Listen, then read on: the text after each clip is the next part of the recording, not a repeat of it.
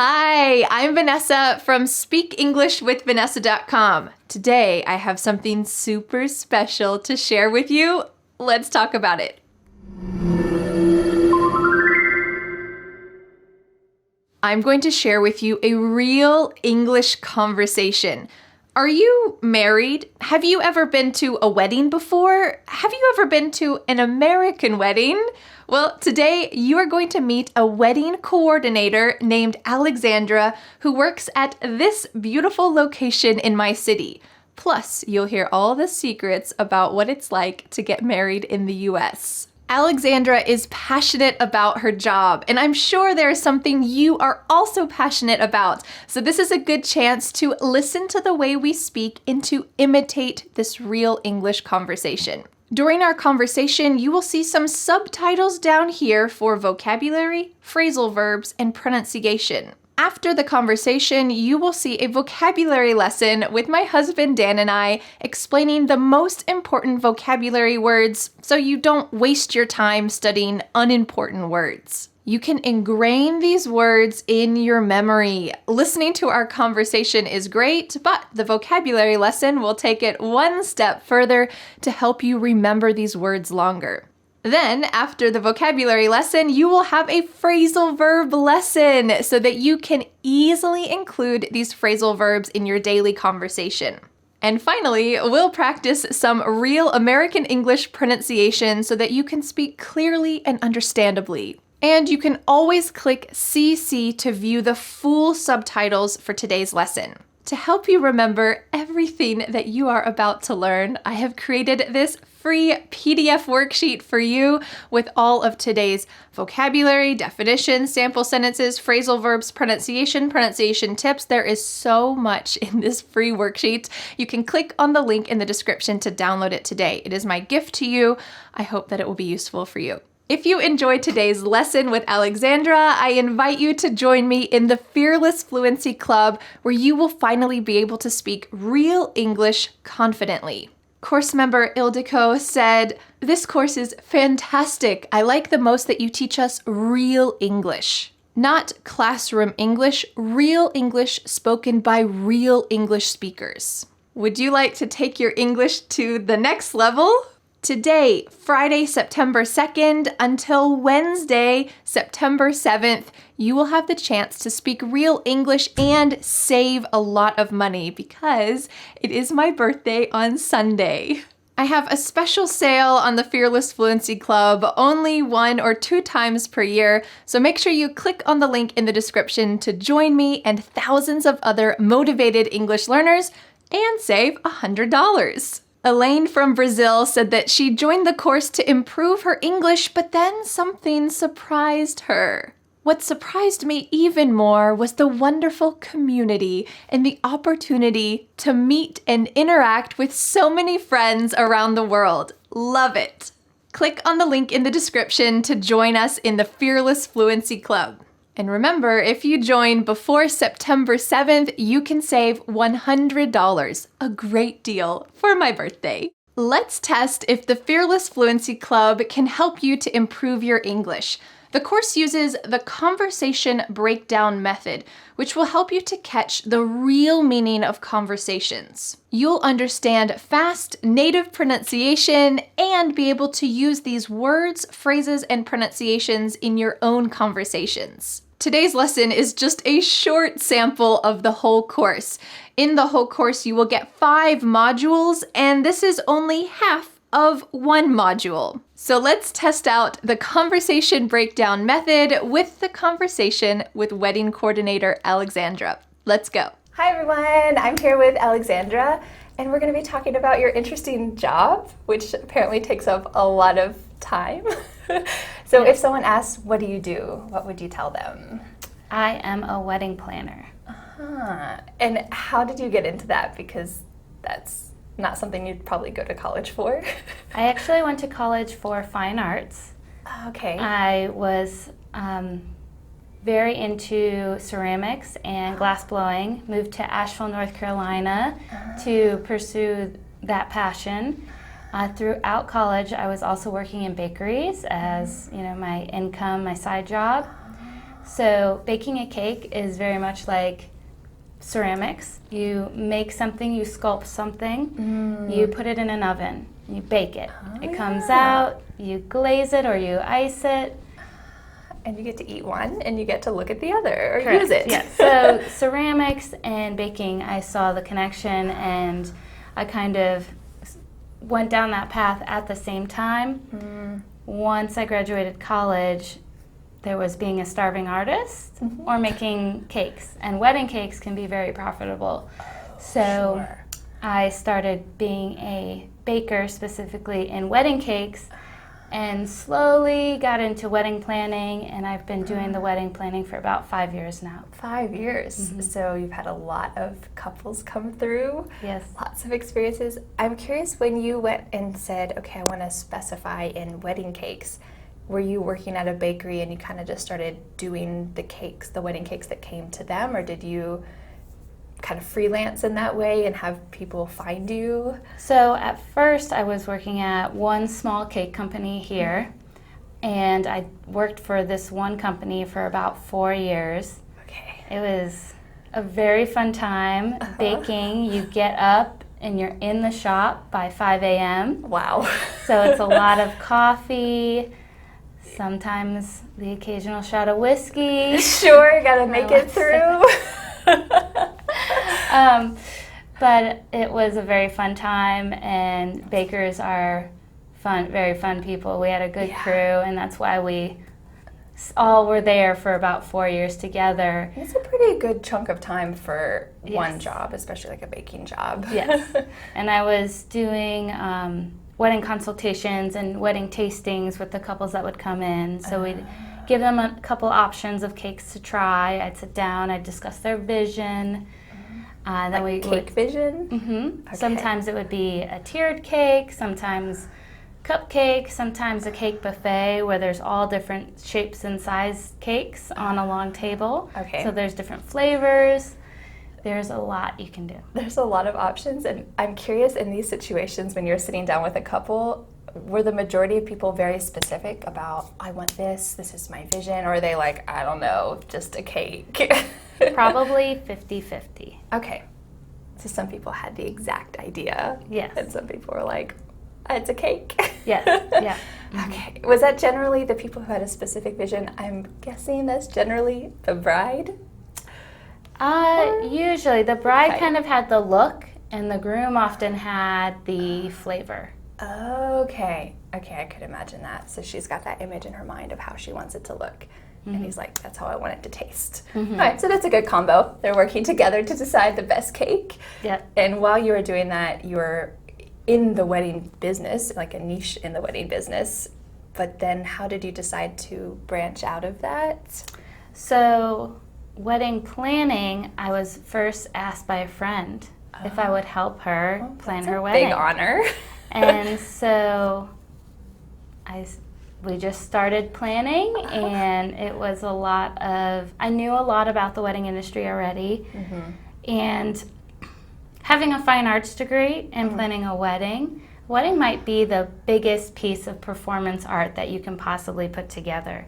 It has the floral, it has the tablescapes, the place settings, bringing that all together into one piece, the dress, what the girls are wearing, what the men are wearing. I need a little disclaimer that for my wedding, I was maybe the opposite of all of this. I was overseas for the whole year that we were engaged, and so my husband and my dad basically planned everything. Wow. And just said, hey, do you like this? Do you like this? Sure, fine, whatever. Like, I didn't have any colors or anything. I just didn't really have, I don't know, maybe something about it. I didn't always have that dream to have the perfect plan. So maybe I was a little too hands-off. Maybe they would have liked if I would have been living in the same country. But it's really interesting to hear the other side of it, because I'm sure not everyone was like me in that sense. I have couples who are very hands-on and very detail-oriented. Some are very organized, some are not. And then I have couples who are very, very laid back, and they don't care. They say sure is as cheap and easy as it can be. Okay. So you have the extremes on either end of the spectrum. Yeah, and because you're the wedding planner, the people who are pretty laid back are still thinking, I would still like someone to help me organize this. Yes, so a wedding planner, there's a wedding planner, there's also a role called the day of coordinator. Oh, day of coordinator, like the day of the wedding? Yes. Okay. So they help you maybe the month or a few weeks leading up to your wedding. They create a day of timeline stating vendor arrival, when does hair and makeup start, who's getting their hair and makeup done, when does the photographer arrive, where are certain photos being taken, when does the catering arrive, how many tables are set up, how many seats are at each table. So you're not the one doing that necessarily? Yes. You are doing that? Yes.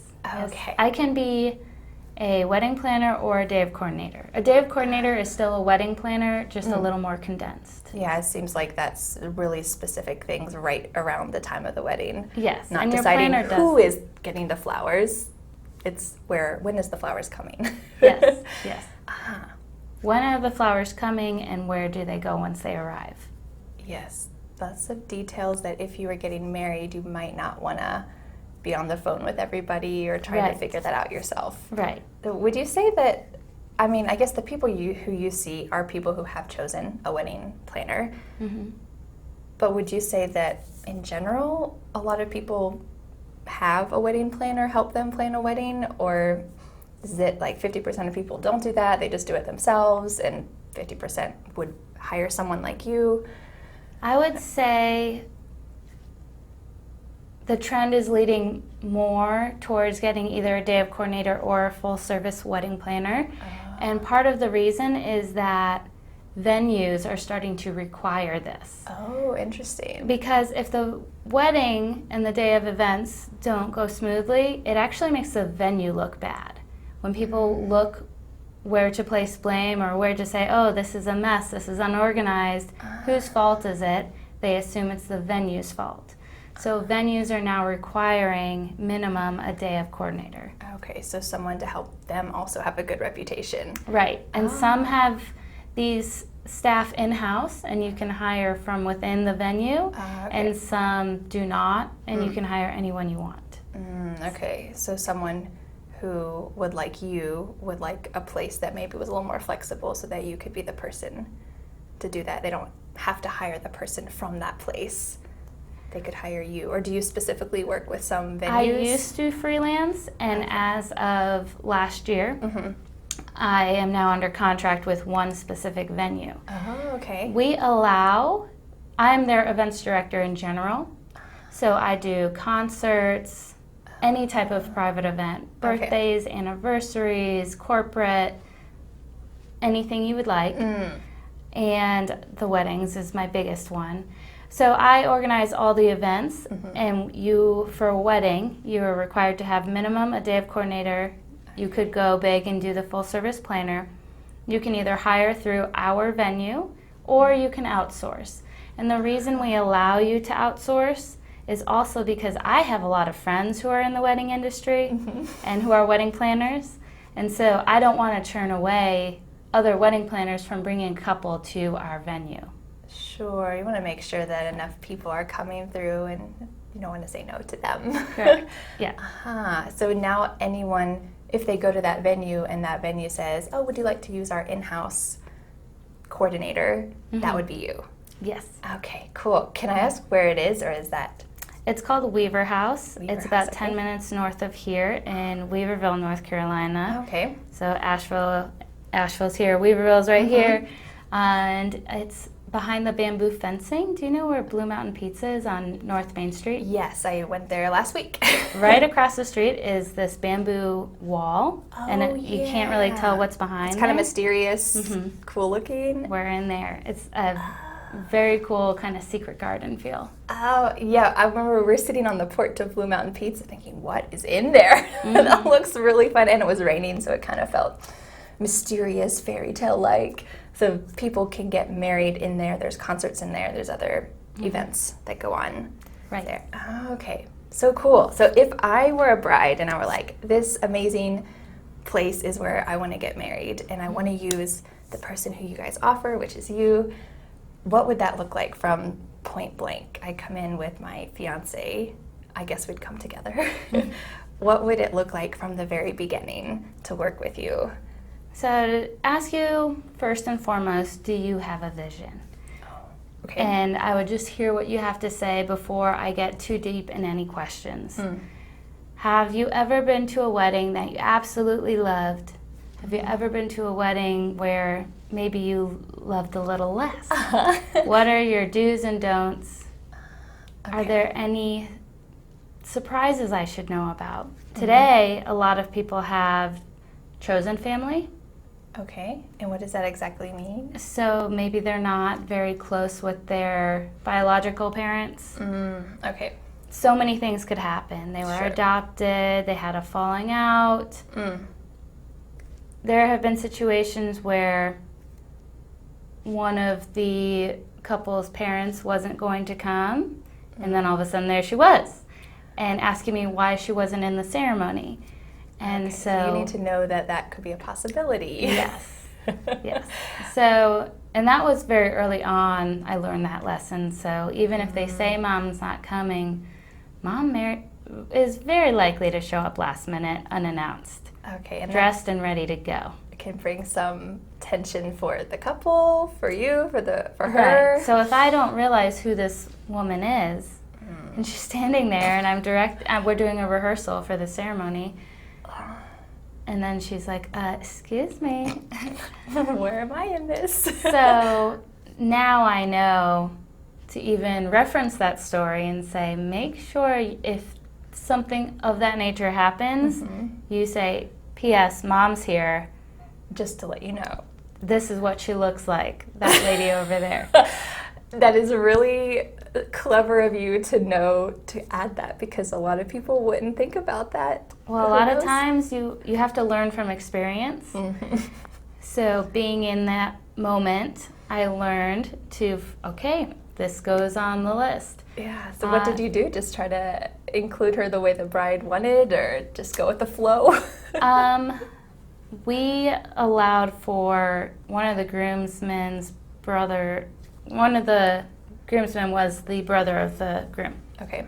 So it was his mother, and we said, all right, you'll escort mom down before the ceremony truly starts. So she was like half in the ceremony. She was being escorted down, but she wasn't like on the stage or something. Right. Okay. She wasn't truly taking up much attention. Yeah, you have to really think on your toes. I'm sure on the wedding day in general, you have to think on your toes in many situations. But so we talk about the vision and any possible surprises that could happen, unknown, unexpected. I mean, families always have drama. There's always something. And then what happens? Then we talk about specific categories. Flowers, food, photography, videography is a 50-50. Okay. Bar, if any. Sure. What And do then- people usually do for that? It depends on the venue Okay. and what the venue allows. Some venues allow you to bring in your own. You have to get proper licensing and permits.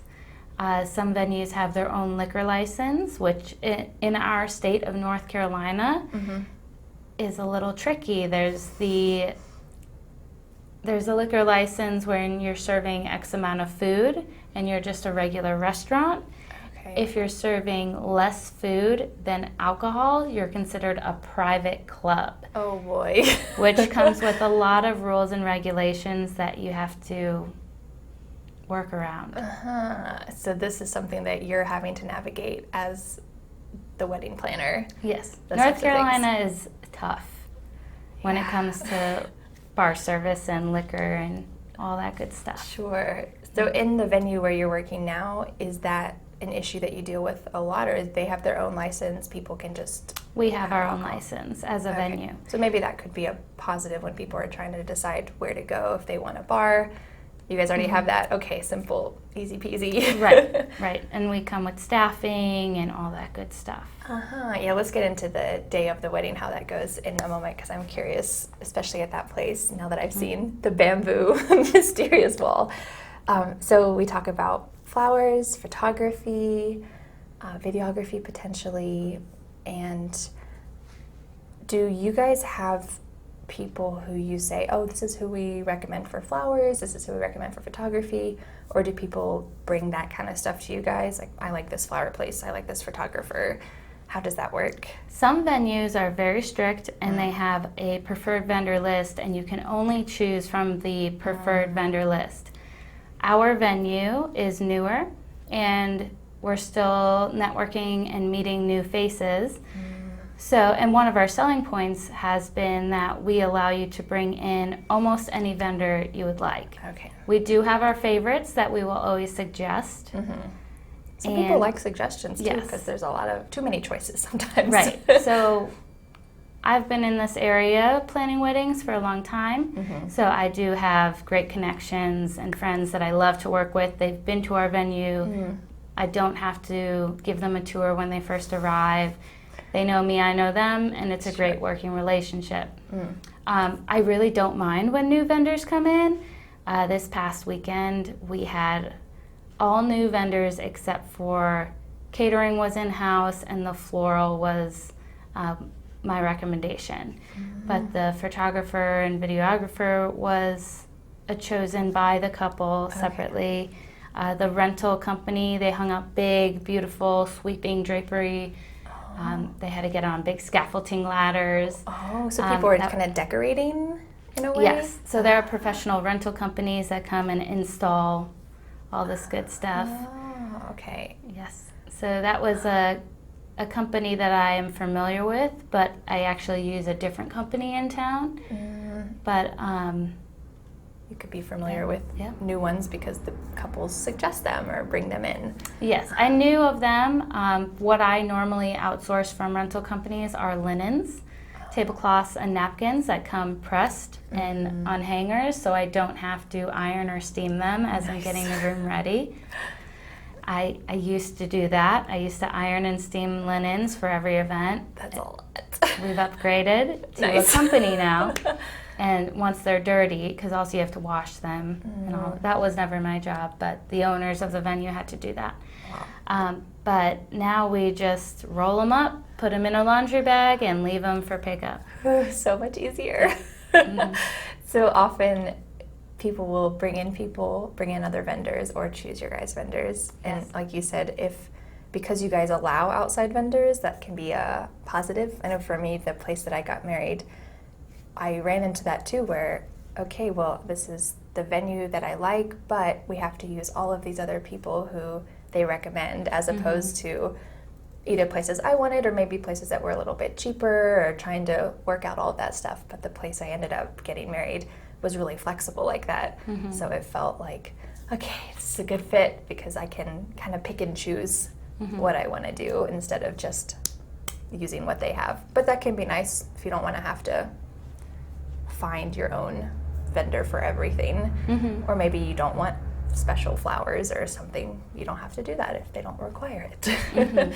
So you said that you help recommend places, they recommend places, and then what happens after that? Or I guess we should go back. How far in advance does this usually happen? Anywhere from a year and a half to 3 months. Okay. It depends on the couple and their situation, if they are expanding their family, if they are in the military. Okay. If pressing things happening. Yeah, if they're moving. There are so many things that can happen that might not force you but require a quicker wedding. Sure. Sometimes it's venue availability. Venues will give deals, where 3 months out we have this Saturday open. We're going to give out a deal if anybody would like to book at short notice. Okay. How did you enjoy that conversation with Alexandra? Was it a little fast, a little tricky, Well, now you're going to go on to the vocabulary lesson where my husband Dan and I will explain some key expressions that you heard in the conversation so that you can use them yourself. You'll also see a short clip from the conversation with Alexandra so that you can remember it from the original context as well. Let's go. The first expression that we're going to talk about is to go down a path or a road. Is this talking about literally walking down a path or a road? Well, obviously it could be about a literal could path. be. And going down that path, see you later. Yeah, but that's not what we're talking about here. No. We're talking about this in a more figurative way. If you imagine the road of life.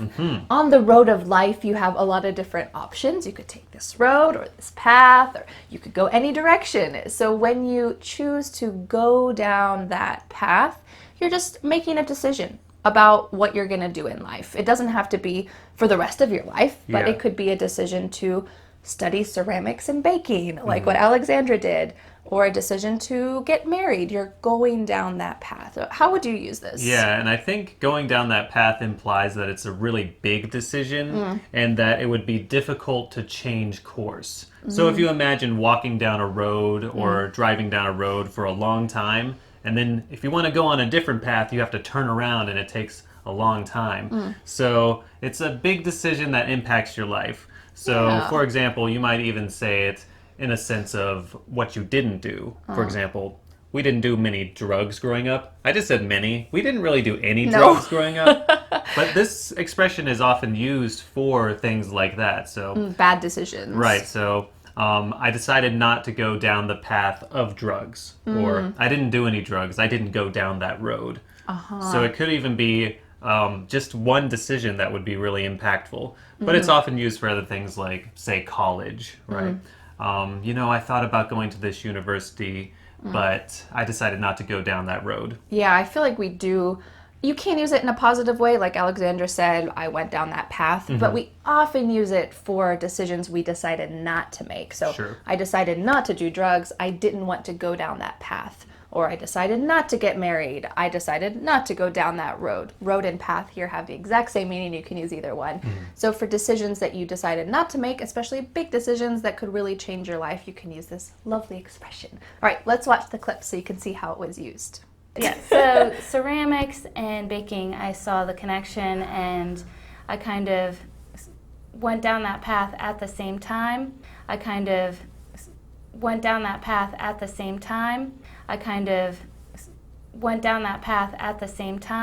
The next expression is combo or combination. And this just means many things joined together.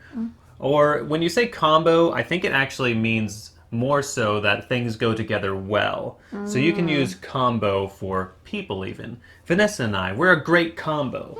Well, if you say we're a great combo, that means that we do things together really well. We get along. We help each other. Yeah, I feel like this has a different nuance than the word combination. So with the word combination, you're just thinking about two things, or maybe more, coming together. Yeah. Okay, that's just kind of simple, but the deeper meaning with combo is that they come together and work well together. Works well together. Yeah, so if we said we're a good combo, okay, that means that we're a good couple or we work well together. You can also say this for studying English. You might say, wow, the internet and English are a great combo because you can learn so much on the internet because of the advent of the internet. There's so much more that we can learn. So the internet and education are a great combo. Oh yeah, you can use this for food as well. It's quite often used for food. In fact, if you go to a fast food restaurant, they'll actually call one of the meals a combo meal. Like fast food restaurants? Yeah, fast food usually. Yeah. So it's not really an upper class kind of word. You wouldn't really say, wine and the steak is a great combo. You could say it, but you wouldn't really sound fancy enough, I don't think. You know, it's not like it's a very casual expression if you're going to use it with food. Yeah, I think if you went to a fancy restaurant, they might say something like, here's your combo meal. No, they would never say that. That's something you hear maybe at McDonald's.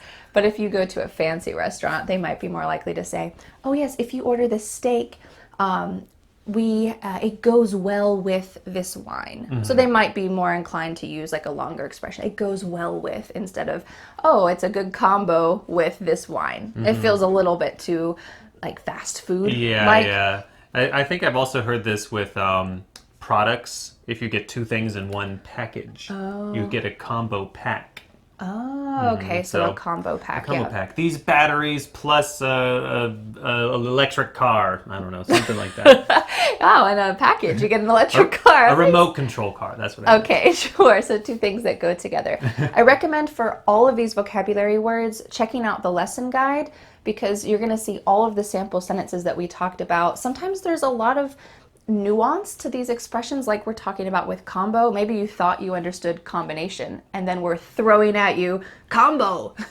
So you want to really understand it in a different way. So make sure you check out the lesson guide, which is available on the course website. It's like a mini textbook each month. You can check out the definitions, sample sentences. It's a good way to get a deeper meaning. All right, let's watch the clip. I could imagine that. So she's got that image in her mind of how she wants it to look.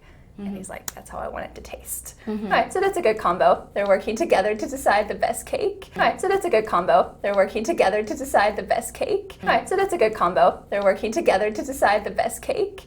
The next expression is the other side. How could we talk about this in a literal way? The other side. Well, for example, you might have a coin.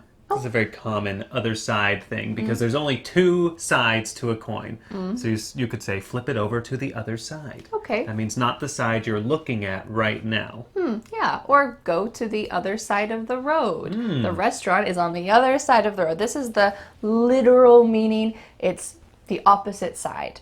But if we want to use this in a figurative way, which we use this all the time, if I said, yeah, I kind of want to see the other side of the story before I make a decision, what would that mean to you? Yeah, so this means that you heard something from somebody, or you read something somewhere. Let's say you're going to a restaurant and you read a bad review about the restaurant.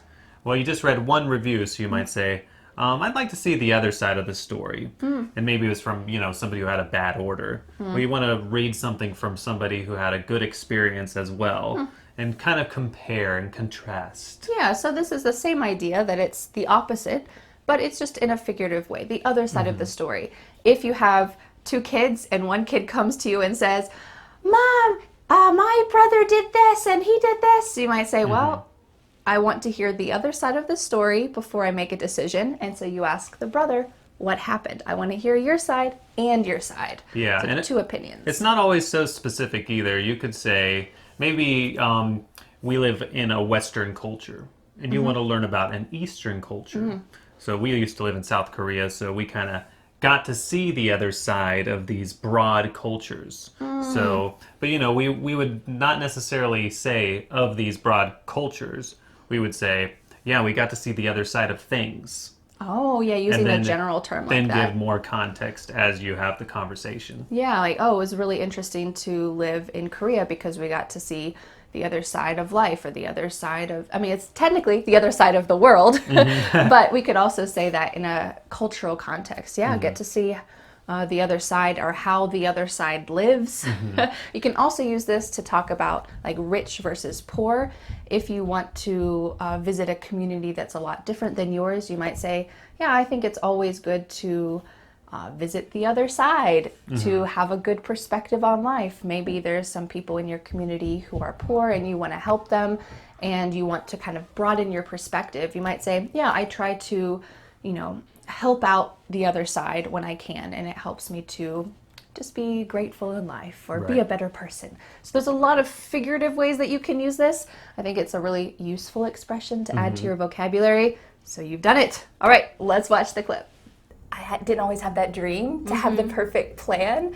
So maybe I was a little too hands-off. Maybe they would have liked if I would have been living in the same country.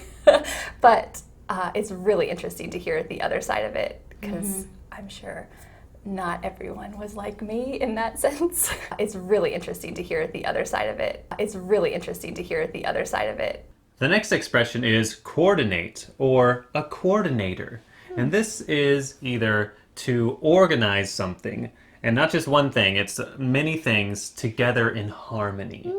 And a coordinator is a person who does this, who coordinates things. So in many businesses, you will actually hear they have a coordinator or they have Marketing coordinator. yeah, event coordinator, meaning that they are contacting the right people, they're writing a schedule, and they are organizing things so everything works in harmony without a lot of mistakes. So this would be to coordinate an event, or the coordinator helped organize the event. Yeah, I feel like this is also sometimes a natural trait. Some people are natural coordinators and some people aren't. So when you have someone who's a natural coordinator, that means that they kind of naturally like to organize things and are good at seeing visually in their mind how all of those pieces come together. So for example, if you were to have a business meeting and you needed to have people from the Tokyo branch, people from the Shanghai branch, people from the Seoul branch all coming together to have a meeting, well, the coordinator would have to do a lot of work to make sure that everyone's arriving at the same time, everything's working out well. So we could use the verb and say he or she has to coordinate all of the schedules to fit together. So we could say the coordinator coordinates the schedules. Yeah. There's a lot of coordinating going on here. And I think this is not really used casually very often. It's a pretty formal expression. Yeah. You'll hear this a lot at work.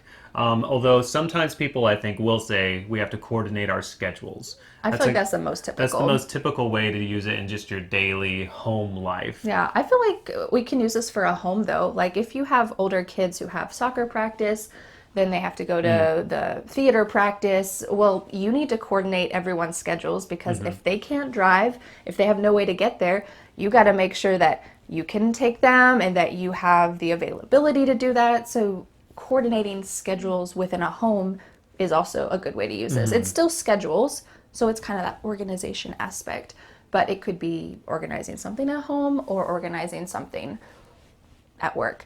Could you use this to talk about visual elements, like coordinating colors? Oh, yes. Coordinating colors. Right. That means making them work in harmony. It's the same kind of thing. So that's more of a artistic expression. In the kind of same sense, we use this in sports a lot of times. They drove in coordination. For example, if the two cars are driving and they're doing the exact same thing, or In coordination. in Ah, coordination. okay. Right, or they coordinated their movements. So they could be together.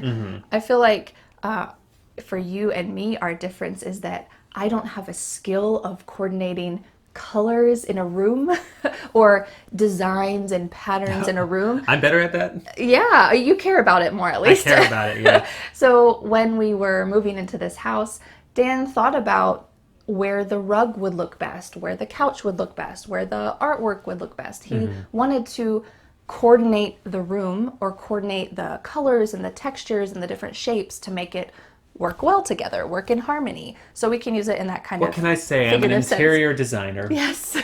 Well, I will say too, there's also another meaning for coordinate that we didn't think about yet. Okay. And that's you're coordinated.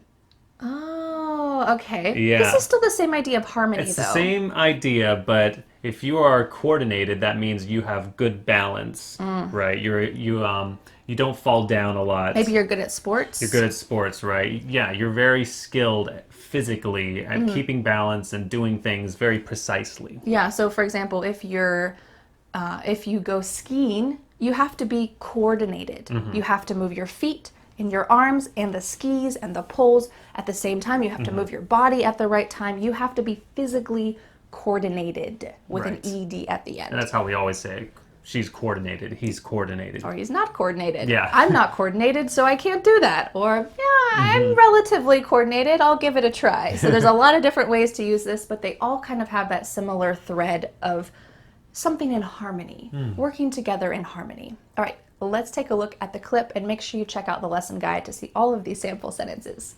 There's the wedding planner. There's also a role called the day of coordinator. Oh, day of coordinator, like the day of the wedding. Yes. Okay. So there's also a role called the day of coordinator. There's also a role called the day of coordinator. The next expression is the day of. Ooh. Now, I know sometimes prepositions can be a little bit tricky, and the word of is a preposition. So let's first talk about two expressions that go on either side of this.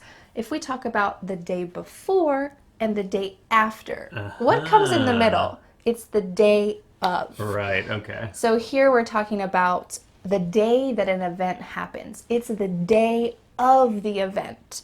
And there's a couple different ways that we can grammatically use this expression. So we're going to try to open your mind, open your eyes to all of these different ways. But of course, feel free to check out the lesson guide. So if I said, all right, it's the day of the new lesson set. My students are going to receive the wedding lesson set with Alexandra today. So I need to check online to make sure all the links and everything are working. It's the day of the new lesson set. Yeah. What would that mean to you? That means it's today. Yep, It's I'm giving now. you the lesson set It's today. the day of. I think this expression is a little more formal sounding to me. Yeah. It's not something you really would just say to somebody else unless you're telling a story about the past. So it was the day of our wedding and it was raining outside. Yeah, there's always an event. That's Yeah. true. It was raining. And that's actually true. At our wedding, it started raining right as I was setting up chairs with my friend, and it just started downpouring on us. 30 minutes before our wedding, Yeah. I was soaking wet, Yeah. and we had to move everything inside. But it all worked out. Yeah, we could even change the word day to something else. So for example, that morning, we could say the morning of the wedding, Dan called me and said, Vanessa, I know we plan to get married outside, but it's raining. So are you okay if we move the chairs inside so that all of our guests don't have to sit in the rain? So the morning of the wedding. So we got that event here. Are there any ways that we could use this in a different grammatical context? Yeah, we could actually just say it by itself, the day of. Yeah, especially if we're talking about something that happens in the future. So if you're planning on getting some like special family portraits taken, well, the photographer's probably not going to come a couple days in advance and check out the area and make sure the lighting's good. They're probably just going to show up the day of. So you could say, the photographer's coming the day of. There's nothing that happens at the end of that sentence. You didn't say, the photographer's coming the day of our photography shoot. No, you could just cut off that part, especially because we already have the context. When's he coming? He's coming the day of. Or if you're having like a big Christmas party, I know it's not Christmas time right now, but if you're having, how about a big summer party? Well, you might be thinking about the things that you need to do to plan for the party. And okay, we need to do these things beforehand. We need to do these things beforehand. But you know, I think I'm probably gonna put water in the swimming pool the day of. We're gonna set out the bubbles the day of. Oh, these are things you do for kids' summer parties. Yeah. But these are things that you're gonna do the day of. Yeah, or if maybe family is arriving, you might want to know when they're going to get there for the party. Are they coming a day before? Are they coming a day, 2 days before? No, they might say, oh, we'll come the day of. Yep, just And they the could day say of. the day of the party, but you could say either one. Yeah, that's a very common. All right, let's watch the clips so you can see how this was used. Because if the wedding and the day of events don't go smoothly, it actually makes the venue look bad. If the wedding and the day of events don't go smoothly, The next expression is to escort or be an escort. So this means that you are accompanying somebody to an event, and this is almost always a formal event. And oftentimes it's if you're protecting somebody or if you are taking somebody away and they're maybe going to jail. So, a lot of times it's for situations where somebody has a weapon. So this is the police escort, meaning that they are going to protect this person or they are going to keep this person from getting away. But it doesn't have to be that. Oftentimes we use it for weddings, as a matter of fact. So John will be her escort at the wedding, meaning he's going to walk her down the aisle. Usually you walk like this. They're going to sit at the table together. It doesn't necessarily mean that they're in a relationship or anything like that. It just means that they are formally arranged to go together in this situation. I feel like it also kind of implies that one person has a little more strength Yeah. or like you were saying, protection than the other person. Yeah, so it's often used for men. Yeah. So when you're talking about the conversation, like in a wedding, usually, at least in a wedding in the U.S., when the parents of the bride and the parents of the groom walk down the aisle to go to their seats, usually they sit in the front.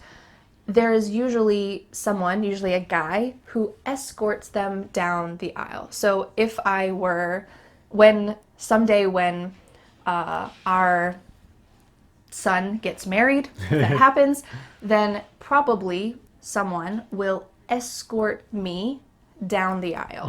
And that means that I will take their arm and we will walk together, and it kind of has the sense that the other person is just looking out for me, making sure that I am, walking safely. It's Don't touch her. It's a formal situation.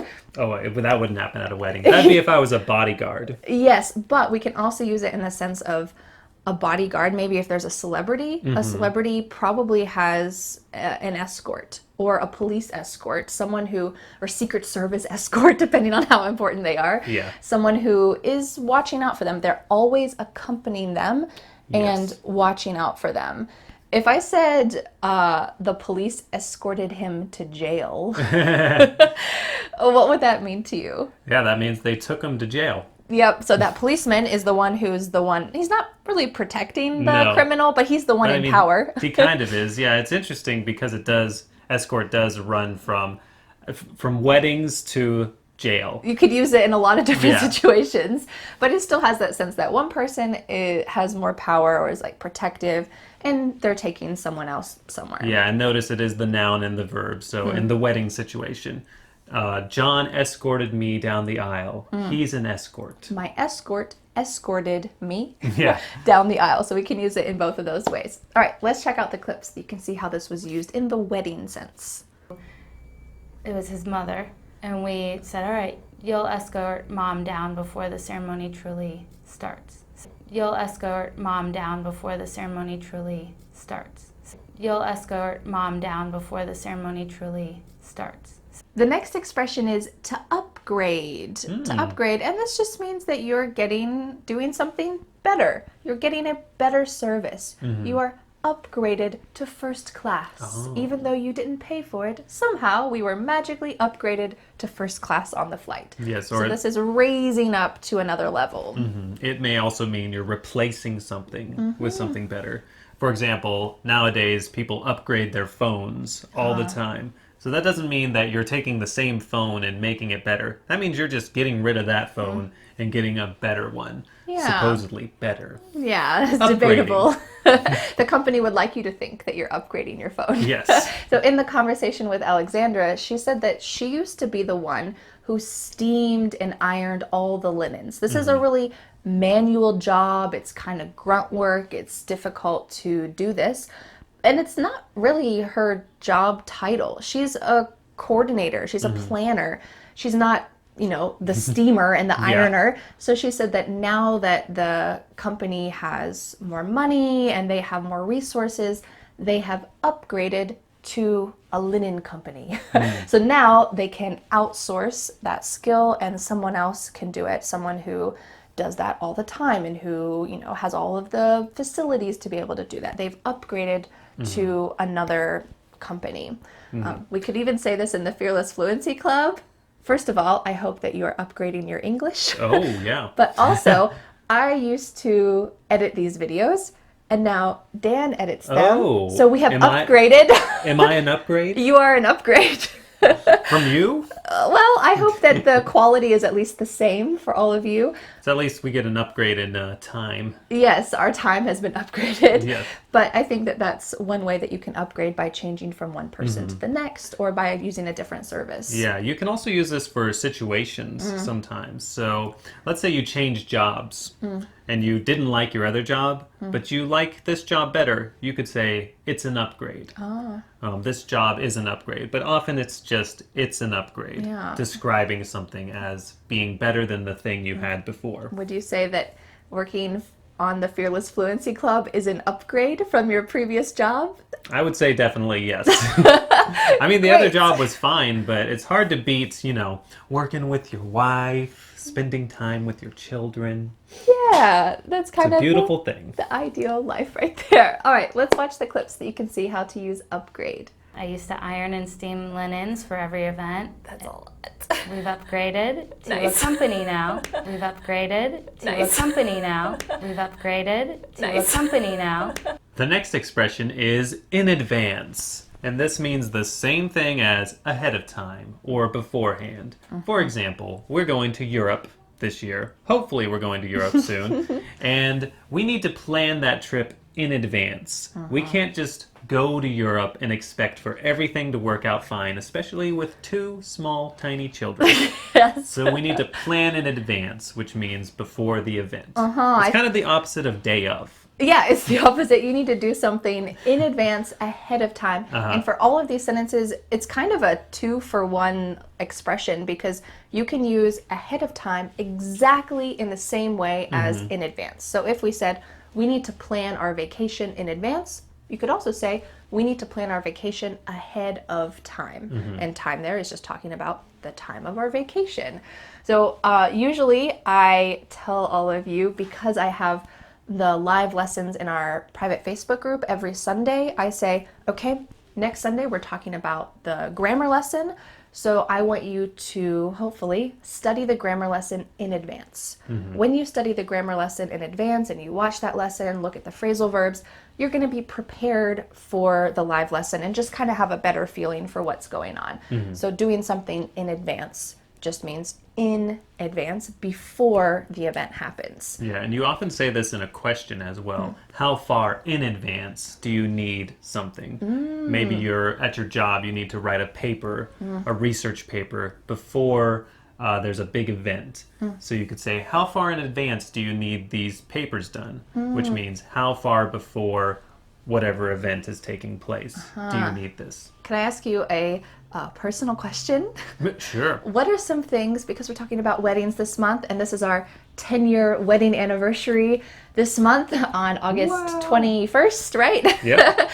What are some things that you think a couple should talk about in advance before they get married? Ooh, This is yeah. a huge question. Pretty much everything. You need to know everything about somebody in advance before you marry them. Okay. Do you Oh. think we did that? Not everything. Well, we knew each other really well. Yeah. Yeah. We were still pretty young, but we had been dating for 5 years or something. So, yeah, you know a lot about each other at that point. Yeah, it's hard to pinpoint exactly what exactly you need to know in advance. I think talking about like what your dreams are for life, talking about different roles in the Children. relationship, talking you should about talk children. about how many children you want in advance. Sure. That Or- can become a sticking point, which you'll find out about later. Oh, in this lesson, great. So we can talk about, I think especially those big ideas, those maybe ingrained ideas about your roles, children, or about expectations. How you're going to be as a father or a mother, also just husband and wife, like what your roles at the house are going to be. Just kind of feel out what these expectations are. Yeah, I think these are all great things to talk about in advance, especially if you don't want any surprises later. There's always going to be some surprises, but it's good to have those deep conversations in advance. Probably well in advance. Oh, well in advance. That means much more in advance. yeah, not the day before the wedding. Yeah, not the day of the wedding. So, what are your thoughts about the roles of a man and a woman? Not a good idea the day of the wedding. But Can I in make a advance. list of chores I want you to do? Not a good thing to say the day of the wedding. But this is a good thing that you can do before an event, especially before you get married, but before any event. All right, let's talk about the clips so that you can see how it was originally used. You said that you help recommend places, they recommend places, and then what happens after that? Or I guess we should go back. How far in advance does this usually happen? How far in advance does this usually happen? How far in advance does this usually happen? The next expression is short notice. Short notice. We have a lot of time expressions in this. Maybe it has something to do with weddings and planning. Yeah, there's a lot of time sensitive things that happen. But when you give someone short notice, it means that you're telling them not very far in advance, like the expression we just talked about, but you're telling them maybe the day of, Oh, or you're telling them the day before. So yeah, that would be really short notice. yeah, well, it depends on what the activity is. So if you Sure. tell someone, oh yeah, I can come to your dinner party tomorrow, and then the day before you call them and say, oh, I'm sorry, I'm feeling so bad, I can't come, I'm sorry for the short notice. Yeah. And if you're using this expression, it always means that it's an inconvenience. Yeah. You're doing something that somebody would want more notice, which means you tell them earlier. So it either takes a lot of planning, or maybe they want to clean their house. So a lot of times we use this with friends or family. If you want to go, this would happen to us. You want to go to your mother's house so she can watch your child, for example.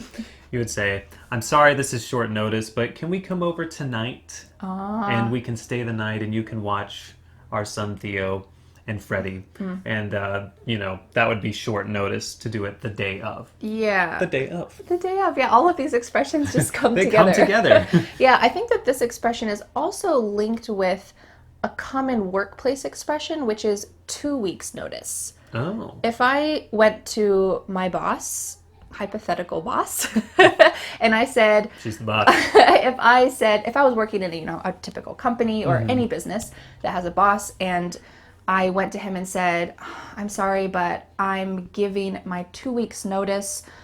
I found another job offer. What would giving my 2 weeks notice or putting in my 2 weeks notice mean? That means that you are quitting your job, but you're going to work for 2 more weeks. Yes, this is the typical, I don't know if it's actually a legal thing. But it's not really short notice, It's not that short. because that's kind of commonly accepted. Yeah, but it's still using that same term, notice. Right. That you're telling your boss, okay, I am quitting after 2 weeks, but you have 2 weeks to find a replacement, to help hire someone. So typically in an American workplace, it is polite. I don't know if it's legally required, but it's at least polite to give 2 weeks notice before you quit. Even if you work at a different type of job, like Dan's worked at coffee shop jobs a lot in the past, and you probably gave 2 weeks notice Yeah, I just think to be it's- polite. It's mostly courtesy. Yeah, it's for courtesy, just to be polite. So that's telling someone, take note, I will be leaving soon. Or this is short notice. So I hope that all of these expressions kind of come together. All right, let's watch the clips so you can see how it's used. Venues will give deals, where 3 months out we have this Saturday open. We're going to give out a deal if anybody would like to book at short notice. We're going to give out a deal if anybody would like to book at short notice. We're going to give out a deal if anybody would like to book at short notice. How did you enjoy that vocabulary lesson? Well, now it's time to move on to grammar, phrasal verbs. You will learn how to integrate these phrasal verbs into your daily conversations.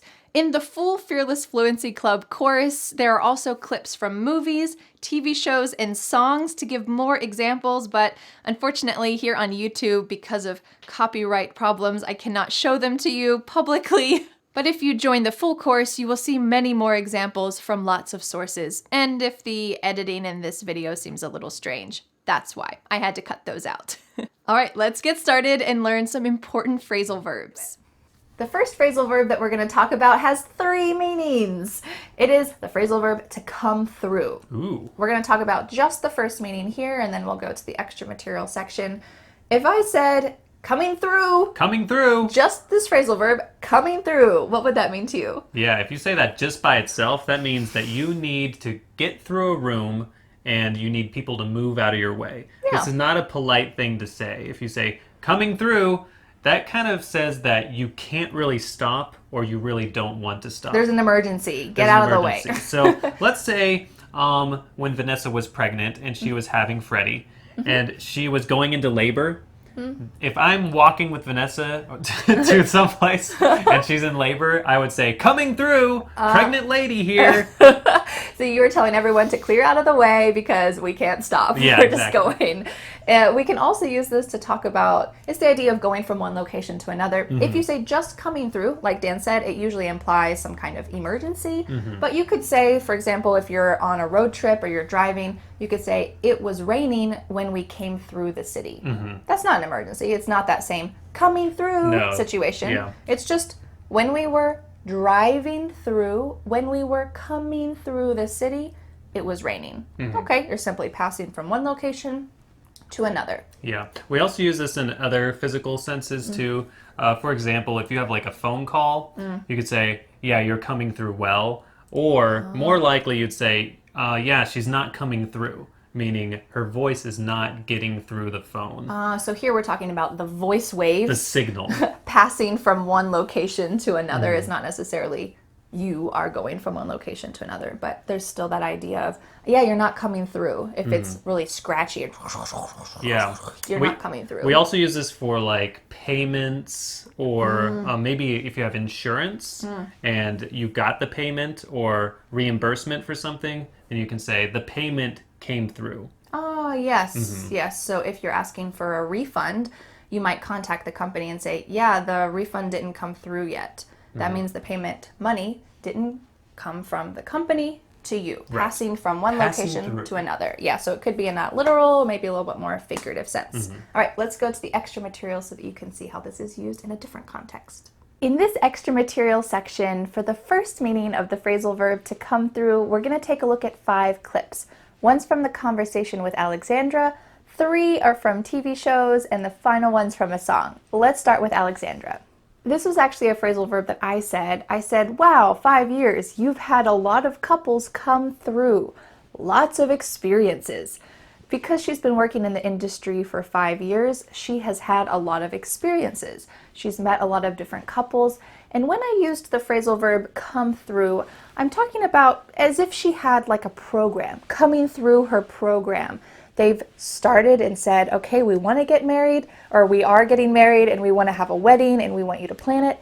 And then she's helped them throughout the entire process to reach the other side. So there's not a physical destination in this situation, but she's helping them get from one place, wanting to have a wedding, to having a wedding and hopefully it being successful. So they have come through. 5 years. So you've had a lot of couples come through. Yes. Lots of experiences. I'm curious. So you've had a lot of couples come through. Yes. Lots of experiences. So you've had a lot of couples come through. Yes. Lots of experiences. The second meaning for it to come through is to win or achieve something or to be seen as a success. So if I said, wow, the team really came through last night, what would that mean to you? That means that they won. Yeah. But it kind of implies that there was a struggle. They had to work really hard to do it. They came through. They faced adversity, but they fought hard and they came through. Yeah, what if I said, my mom always comes through for me? This is actually a little different. It's not necessarily winning something. It just means that she helps you. She's perceived as a success. Yeah. She's reliable. She succeeded in helping you. My mom always comes through for me. She always is there when I need help. Yeah, so if you are baking something and you need a couple extra eggs, okay, you know you can call your mom and say, hey mom, can you pick up some eggs before you come to my house? You can rely on her. She's seen as a success. My mom always comes through for me. She is reliable. I hope that as a teacher, I always come through for you. I try my best. If you ask me a question, I try to come through for you. Yeah, do you think Vanessa comes through for you? I hope so. That's my goal. All right, let's go to the extra materials so that you can see how this is used. The third meaning for to come through is when an emotion is revealed. Maybe you're trying to hide it, but it's actually coming through. So if you have always loved your friend Joe, and he was always dating another girl, and then he finally broke up with that girl, maybe you're trying to hide your excitement, but your excitement might come through when you say, oh, so are you gonna start dating again soon? Okay. Your excitement is coming through. It is revealed on your face, even though you're trying to be sensitive. Right, or maybe when they were still dating and you were jealous. Maybe you try to just keep the jealousy inside, but the jealousy came through. He could tell that she was jealous when he saw how she looked at him. Oh, okay. So there's an emotion that's being revealed. And it's usually, we can imagine like a mask, and it's trying to be hidden, but it's actually revealed.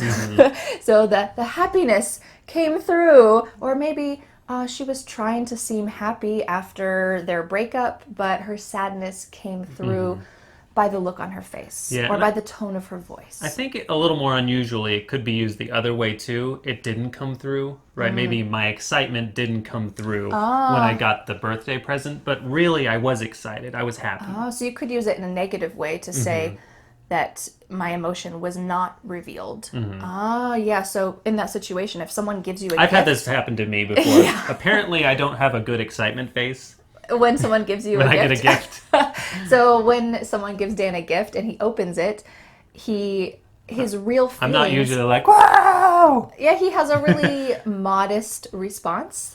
I'm like, oh, I like that. Yeah. Somebody might think that's not, legit. So maybe your true feelings don't come through. Yeah. And it's a modest response. Yeah, so let's check out the extra material so that you can see how this phrasal verb is used in the third way. The next phrasal verb is to branch out. What is a branch on a tree? Let's talk about that physical meaning first. A branch is a branch. It's the long stick that's on a tree. Yeah, kind of the arms of And the it's tree. coming out of the main trunk. Yes. So when you branch out, you're just trying something new. So maybe you've always studied Spanish your whole life, and then you decide, you know what? I'm going to branch out. I'm going to study Japanese. Okay, this is quite different. You're going off in a different direction. New direction. You're just trying something new. I'm going to branch out. Or it's hard to branch out sometimes and try new things, especially if we've been in the same routines for a while. How would you use this? People use it relationally sometimes too. I'm branching out, meaning I'm not just going to stay home and watch TV all night. I'm going to go visit with somebody new. Or maybe I'm going to go to trivia night. This is something that we used to do. Go to trivia night, join a team, and do something new, yes, but also meet new people. Yeah, I just need to branch out and do something different. All right, let's go to the extra material section so that you can see how to use to branch out in this lovely figurative way. For this extra material section, for the lovely phrasal verb to branch out, we're going to take a look at 4 clips. One's from the conversation with Alexandra, 2 are from TV shows, and the final one's from a song. Let's start with Alexandra. When Alexandra was telling me about her process of actually starting her job as a wedding coordinator, wedding planner, she said that she tried other things first. And so I asked her, how did you decide to branch out of that? And I said that because we already have the context, but I could have said, how did you decide to branch out of cake decorating? Or maybe in a totally different situation, you might say, how did you decide to branch out of physics and into music? Those seem like really different categories, but you decided to try something new, going on one tree branch instead of the other. How did you decide to branch out of that? Like a niche in the wedding business, but then how did you decide to branch out of that? So, wedding planning, I was first asked by a friend. And how did you decide to branch out of that? And how did you decide to branch out of that? The next phrasal verb is to bring together. And you can imagine this is uniting in a literal or a more figurative way. So if a boss sends a message out to all the employees and he is wanting to bring everyone together for an early morning meeting, you might feel a little worried. What's happening? Why are we having a spontaneous meeting early in the morning? Is there a problem? Did we do something? Is the company in trouble?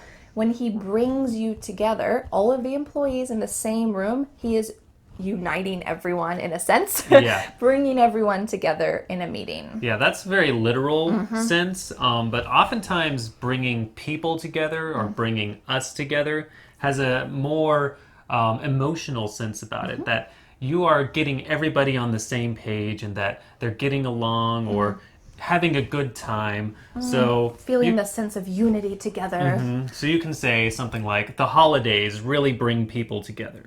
As a general term, meaning that people literally come together, yes, but then they're also having a good time, bonding together. Yeah, so I think sometimes we see this during natural disasters, or even not natural disasters, like repairing a city after a war, these types of things. These common difficult situations bring people together. Yes, they might be in the same area rebuilding, but it also gives people a feeling of unity. We need to, I don't care if you're from a different background, different family, different language, different region, the tornado brought us together. It made us really focus on the same project, rebuilding the city and trying to help people who needed water, help people who needed shelter. Everyone has that common goal. So in that sense, you're kind of bringing people together, unifying them emotionally. Yeah. And we also use this in a little bit of a different way, not necessarily with people, but bringing things together or bringing it together. So you can actually say by itself, he brought it all together.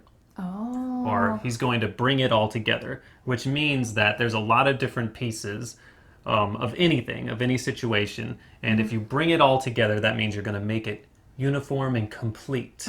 So maybe if one department is working on this part of the project, another department's working on that part of the project, then there's like maybe some confusion.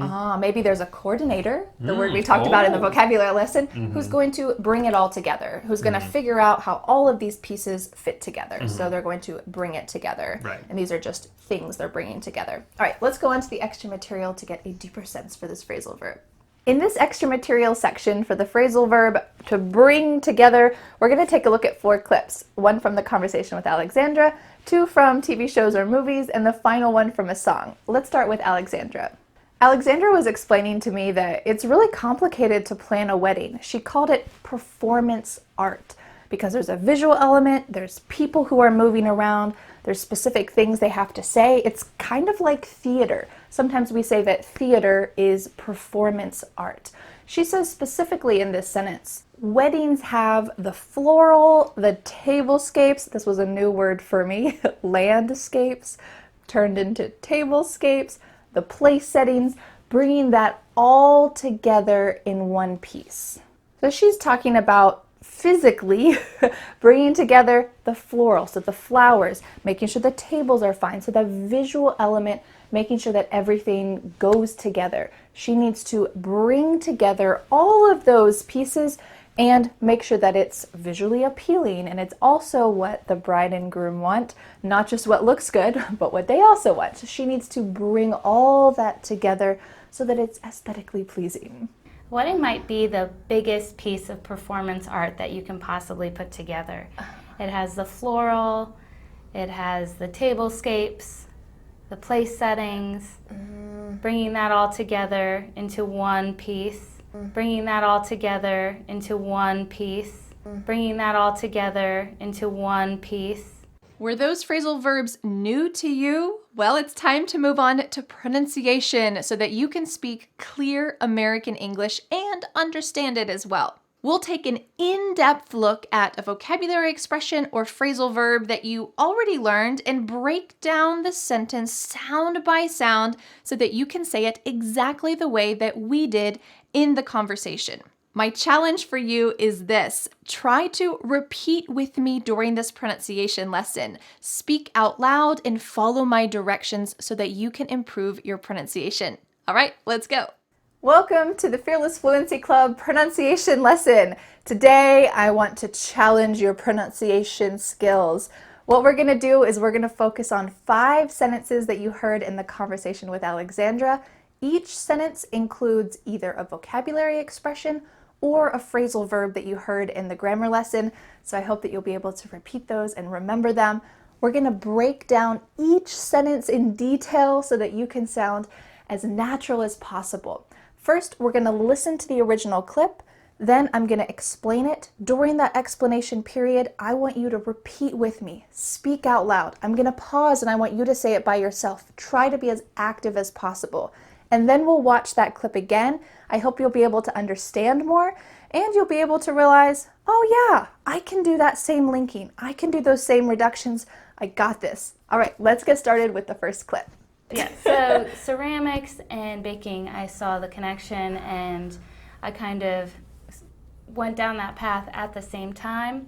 I saw the connection and I kind of went down that path at the same time. I saw the connection and I kind of went down that path at the same time. In this clip, Alexandra is talking about her interest in ceramics and cake decorating. Well, they're both using your hands, creating something beautiful. And she said, I saw the connection and I kind of went down that path at the same time. So she saw the connection between those interests and she decided to pursue both of them at the same time. Let's break down this sentence so that you can say it as quickly and as naturally as she did. In the beginning, she says, I saw the connection. Connection. Make sure you have a clear sh sound. This is the sound we usually make when you're trying to get a baby to fall asleep. Shh, shh, shh. So make sure that you have that same sound. Say it with me. I saw the connection. I saw the connection. I saw the connection. And I kind of. And I kind of. Now, in these sentences, I've noticed that Alexandra, she's trying to really make sure that we understand what she's saying. So I've noticed that she doesn't use some reductions that other native speakers do. So if you were to say this sentence with reductions, you would say, and I kinda, changing of to a. You want to say that with me? And I kinda, and I kinda. But she says the full phrase, kind of. So you can say that as well, and I kind of, and I kind of. You're going to see that throughout this pronunciation lesson, that Alexandra chooses to use the full pronunciation instead of the reduced pronunciation, but I'm going to show you what the reduced pronunciation is as well, because when you hear native speakers use it, I want to make sure you can understand it. All right, let's go to the next section. Went down that path. Let's think about the T at the end of two words in this section. Went down that path. Do you hear went down that path? No, this is what's called a stopped T, and it's extremely common in American English when there's a T at the end of a word and there's not vowels around it. We're going to make that a stop T. So listen carefully. Went, went. My tongue is stopping at the top of my mouth. This is the position for a T. Went. But I'm not letting that puff of air come through. I'm just stopping it. Went down that path. The same thing is happening with the word that. That. Can you say that part with me? Went down that. Went down that. And then we have the lovely word path. Don't forget this TH at the end. I think THs at the beginning get a lot more practice than THs at the end. So words like with, path, mouth, those words can be tricky because you're not really thinking about the ending of the word, but I want to make sure you say it correctly. So I want your tongue between your teeth, path, and make sure there's a stream of air. Path, path. Let's try to say that full phrase. Went down that path. And then she says, at the same time. At. This is a really short word. There's only 2 letters, but unfortunately, one of them is a stopped T. So I want you to say at the same time. Can you say that with me? At the same time. At the same time. Your tongue's just stopped at the top of your mouth. At the same time. Let's try to put this full sentence together, and we're also going to practice emphasizing the correct words. I saw the connection. Let's emphasize the word connection. I saw the connection, and I kind of went down that path at the same time. So we're going to be emphasizing path and same time. Think you can say that all together with me? Don't forget those stop T's. Don't forget the TH at the end of path. You can do it. You can always take a look at the lesson guide as well, because I've colored each of these sections so that you can kind of visually see what we're talking about. Let's say it together.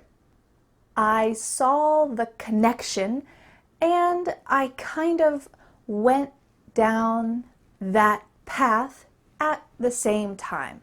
I saw the connection, and I kind of went down that path at the same time. Do you think you can say this all by yourself? Let's say it quickly one more time, and then I'm going to pause so that you can say it by yourself. I saw the connection, and I kind of went down that path at the same time. Go ahead, it's your turn.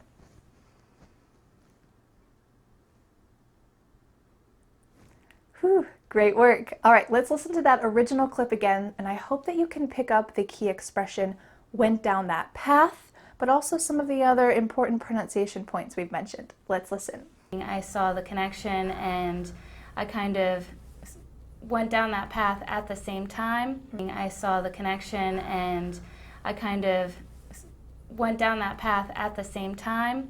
I saw the connection and I kind of went down that path at the same time. Did you hear went down that path? I hope so. Let's go on and listen to the second sentence, which includes the expression to branch out. Like a niche in the wedding business, but then how did you decide to branch out of that? So, wedding planning, I was first asked by a friend. And how did you decide to branch out of that? And how did you decide to branch out of that? This was actually a question that I asked, not Alexandra, and I asked, how did you decide to branch out of that? There's some linking that's not happening here. Just like Alexandra, I spoke pretty clearly. So let's talk about the clear pronunciation, and then we're also going to talk about a reduced option. So if you want to say it in a reduced way, you can, and also so that you can understand it when other people do use that. So let's start at the beginning. How did you decide? Let's emphasize the word decide. How did you decide? How did you decide? How did you decide to branch out of? To branch out of. We're emphasizing branch out, but something is happening here at the end of the word out. The next word starts with an O, so our T is going to change to a D. It's going to sound like out of, branch out of. When we change T's to D's, it helps the sentence to be a little bit smoother, to flow a little better. You're going to see this a lot in natural English. So let's try to say it together. Branch out of, to branch out of, to branch out of. And at the end of this sentence, I said the full word, that. There was even a little puff of air at the end. That. Unlike the previous sentence where we used the stop T, that, in this sentence, I said that. Wow, it's kind of just a personal preference. If you are speaking very clearly and a little bit slowly, maybe you're thinking about your words a little bit more, well, you can use that full phrase, that, or you can make it a stop T. So let's try to say it in the way that I did first, and then we're going to talk about a variant that's going to use some linking and reductions. How did you decide to branch out of that? We're emphasizing decide, branch out, and that, kind of those key words here. How did you decide to branch out of that? How did you decide to branch out of that? Okay. Well, that's one option. Let's say it in a reduced way. Oh, we have a lovely friend. Every time I try to film, my cats are very interested. We'll just let them stay there. All right, let's try to say this in the reduced way. How'd you decide to branch out of that? How'd you decide to branch out of that? This is much faster. There's a lot of linking happening. At the beginning of this sentence, how did you can be reduced to how'd you. How'd you. How'd you. Just how and you. How'd you. The word did is kind of lost in the middle there. How'd you decide to branch? To branch. In the original version, I said to with a clear ooh sound, but when we're speaking quickly, sometimes you just say t, t, just the T sound. To branch. To branch, to branch. And then at the end, we can say outa that, outa. The word of becomes a. Kind of like we talked about before, kind of can become kinda. But when we're speaking clearly, you could just say branch out of that with a clear of sound.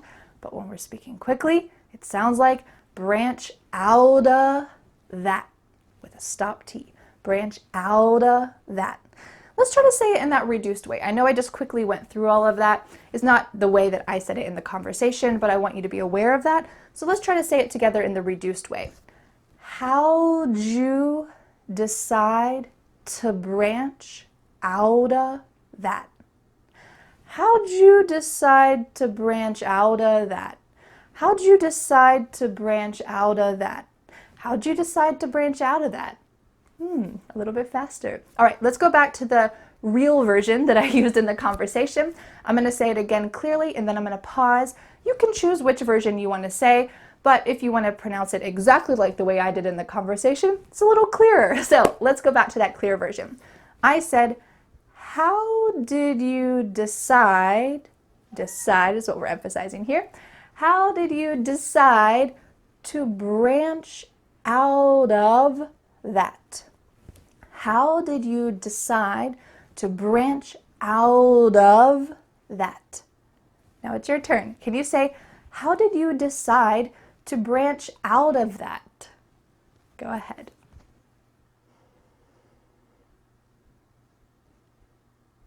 Great work. All right, let's watch the original clip, and I want you to listen for all of those times that I spoke pretty clearly. Listen for that final t, out of that. Let's listen. And how did you decide to branch out of that? And how did you decide to branch out of that? And how did you decide to branch out of that? Are your pronunciation muscles warmed up? I hope so. In the Fearless Fluency Club, along with vocabulary, grammar, and pronunciation lessons, you'll get access to the MP3 versions, full subtitles, and PDF transcripts so that you can study while you're cooking, driving, or sleeping. Each module also includes a special story segment to help you remember exactly what you've learned. The story is a fun one-page combination of everything you've studied during the module. Vocabulary, grammar, and pronunciation. Everything is combined in this story. You can listen to it, repeat it, and even memorize it. Heli from Mexico said, "This is the best course I've ever had."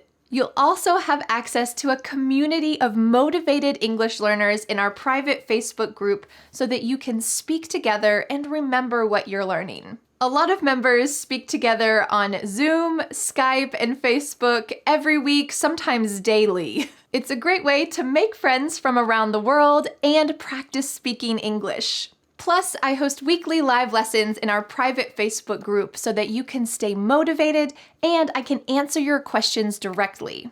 Click on the link below this video to join the Fearless Fluency Club and start speaking real American English today. Make sure to join before September 7th so that you can save $100. And now I have a question for you. If you're married, was your wedding big or small? And if you're not married yet, what is your dream wedding? Is it a big wedding or a small wedding? Let me know in the comments, and thank you so much for learning English with me.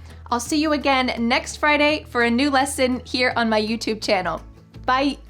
The next step is to download the free PDF worksheet for this lesson. With this free PDF, you will master today's lesson and never forget what you have learned.